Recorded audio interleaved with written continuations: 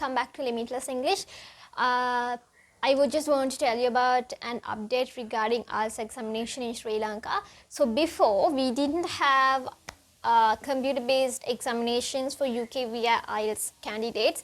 Again, UK via IELTS වලට අපිට computer-based examinations ලංකාවේ තිබුණේ නැහැ.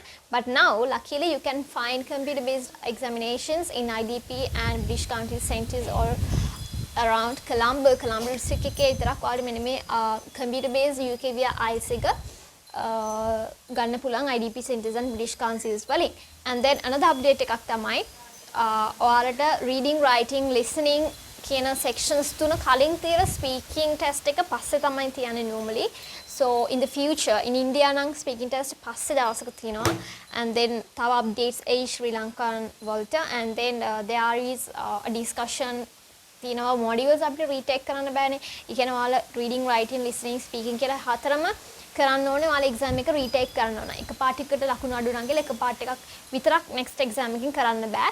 But in the near future A facility එක IELTS වලට ගේන decision එකක ඉන්නවා. Let's see.